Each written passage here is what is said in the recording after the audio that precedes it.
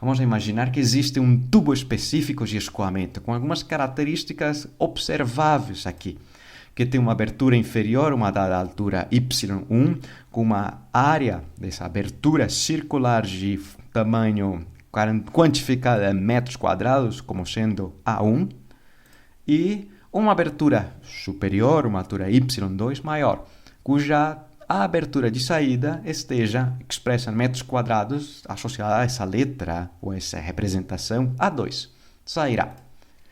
Mas se a água está parada, espera-se que, segundo a hidrostática ou a estática de fluidos, a pressão 1 seja diferente da pressão na parte superior. Espera-se que quanto mais profundo esteja, a pressão seja maior, ou seja, teria-se essa noção prévia, segundo os estudos vistos nos vídeos anteriores. Mas a hidrodinâmica diria que esse fluido está a escoar, entraria pela abertura 1 e, sem haver regiões de turbulência, escoa laminarmente e sairá pela abertura 2 com uma velocidade diferente. Para analisar esse esquema, vamos supor um lapso. Não infinitesimal, mas um dado lapso. Poderia ser um segundo, poderia ser uma 10 milésima de segundo, pequena, mas não tendendo a zero, simplesmente um lapso minúsculo. E nesse caso, poderíamos supor que a água deverá ter se deslocado, tendo um formato quase cilíndrico aproximado de quão pequeno seja esse lapso, com um tamanho desse cilindro, com um comprimento, que se expressa similar à situação anterior, velocidade 1 vezes o lapso, e também o cilindro, a massa de saída, deverá ter uma dada espessura, esse tamanho bastante grande de área, implicaria que deva ser de um comprimento aparentemente e visualmente menor. Mas vamos analisar bem melhor essa situação, porque para isso acontecer, para a água subir, alguém devia ter pago um trabalho físico de elevar essa água. Esse trabalho estaria associado com a pressão que existe justamente na abertura 1, uma pressão estática ou uma pressão que esmaga a água sobre essa superfície e, portanto, diria-se uma força que foi capaz de deslocar a parede dessa água, essa face, uma dada distância, a força vezes distância. Mas na fase 2, estaria fazendo um trabalho oposto a escoamento para cima, extravasando, simplesmente derramando essa água por cima. Espera-se que seja diferente à primeira, a força 1, mas é mais fácil expressar na dinâmica de fluidos, em vez de força, porque não se sabe exatamente o que é nessa situação, porque age sobre um objeto que é facilmente deformável, é muito mais simples expressá-la em relação à pressão que age sobre esse fluido, vezes a área dessa seção transversal, uma característica geométrica e uma característica própria do fluido. O trabalho sobre a abertura 2 seria com o sinal oposto, pois espera-se que o deslocamento seja para a direita nessa imagem, mas a força seja para favorecer a descida desses segmentos de massa que pertencem ao fluido, também expresso em relação à pressão na abertura 2 e à área 2. Ou seja, que o trabalho total seria a contribuição do trabalho 1 para subir essa massa de água e, em contrapartida, tem seu trabalho opondo-se a essa elevação da massa de água. Mas dessa forma, ver-se que a situação poderia expressar-se um pouco melhor. Poderia deixar-se alguma informação vista previamente a fazer uma escrita um pouco mais limpa. Pois sabe-se que a área 1 com velocidade 1 é o fluxo. E o fluxo será equivalente ao fluxo de saída. E mediante a conservação do fluxo, independente se for 1 ou 2, ambos representam a mesma informação. Ou seja, que essa escrita poderíamos fazê-la um pouco mais limpa, expressando a área A, velocidade V, que durante esse lapso foi capaz de haver uma dada quantidade de trabalho vinculada com as diferenças de pressões. Mas esse termo que está aqui, que representa fisicamente? Uma distância vezes uma área seria um volume. O volume de massa que entra será o volume de massa que sairá, deverá conservar-se. Mas vamos analisar outra informação energética, pois também essa massa deveu subir. E nesse caso, houve uma variação da sua energia potencial gravitacional. Da situação 2 em relação à situação 1, A situação 2 está mais elevada. E nesse caso, nessa configuração 2, tem-se que o diferencial de massa, tendo volume vezes a densidade volumétrica de massa, o volume expresso segundo as características geométricas, a massa vezes a gravidade é o peso desse elemento de massa que foi elevado da posição 1 para a 2, aumentando a sua energia potencial gravitacional.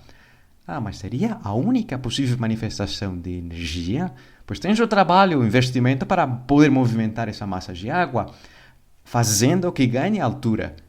Mas também há que considerar que muda a sua velocidade. Portanto, haverá mudança da sua energia cinética. A energia cinética na situação 2, em relação à energia cinética na situação inicial, no ponto mais baixo. E a energia cinética expressa-se como sendo a massa, nesse caso o meio da massa, tendo a sua variação com a velocidade de saída ao quadrado em relação à velocidade de entrada ao quadrado. Que interessante, pois tem-se as manifestações das energias, as mudanças relacionadas com essa quantidade de trabalho realizado. Ou seja que, se formos aplicar, analisá-la mediante a lei da conservação da energia, a quantidade de trabalho realizado será a responsável de mudar essas grandezas energéticas. E essa quantidade de trabalho total realizado, expressando mediante a variação de energia potencial gravitacional e energia cinética, observa-se que há um termo que, se está presente ou não, a equivalência continuaria a ser válida.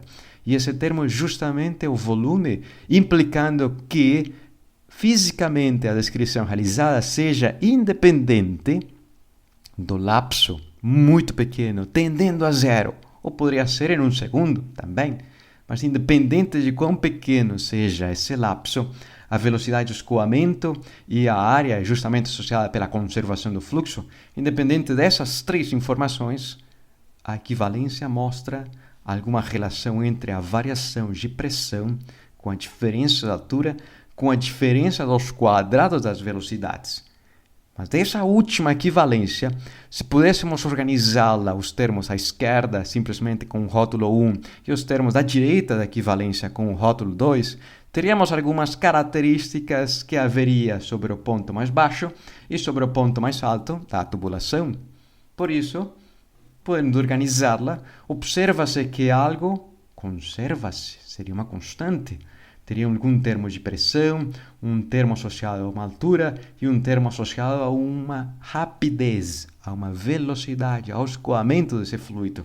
Independente se for 1 ou 2, essa informação completa seria uma constante. É o que se chama fisicamente como a equação de continuidade de Bernoulli, ou equação de Bernoulli, que foi achada pelo físico e matemático suíço que em 1738 publicou livros de hidrodinâmica. Muito interessante esse resultado, mas é um modelo idealizado se a energia total do sistema conserva-se. Portanto, seria uma constante associada a uma contribuição de pressão estática, a uma contribuição de pressão hidrostática, pois tem-se a profundidade ou diferença de altura, e o mais novo, nesse caso da descrição, uma contribuição de pressão hidrodinâmica. A soma das três são grandezas físicas conservadas, antes na situação do ponto mais baixo, com a situação do ponto mais alto.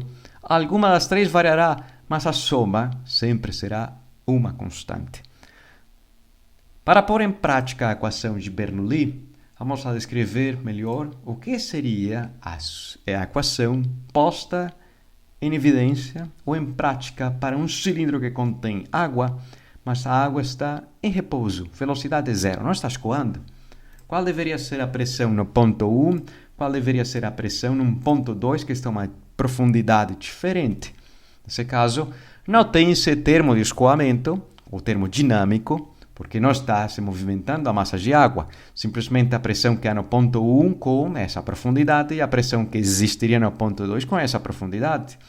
Mas podendo expressar a pressão 1 em função da pressão 2, observa-se que a 1 é maior, está mais afundada, mas é maior em relação a essas diferenças de profundidades. Talvez se o ponto 2 estivesse na superfície da água, simplesmente seria justamente a contribuição associada à sua profundidade. Mas se está escoando não tem que ser a situação anterior. Podemos pensar em uma tubulação cujo centro afunila-se, diminui de tamanho, diminui de diâmetro, onde haveria uma abertura A, ou uma abertura de área A, na qual entraria um fluido a escoar laminarmente, sem haver turbulência, e reduz-se para 1/3 do seu tamanho de área, saindo com uma velocidade diferente, mas sem haver turbulência, simplesmente um escoamento laminar. Qual deveria ser, especificamente, a velocidade de saída? E para responder essa pergunta, há que considerar que tem seu conhecimento da pressão nessa abertura maior e qual deverá também ser a pressão da abertura 2, dessa abertura menor.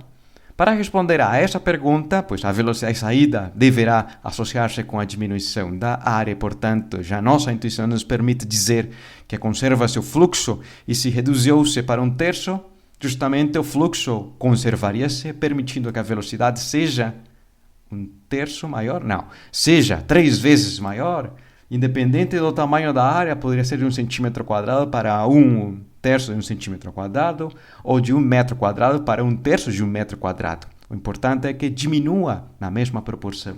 A velocidade de saída será 3 vezes maior a velocidade de entrada.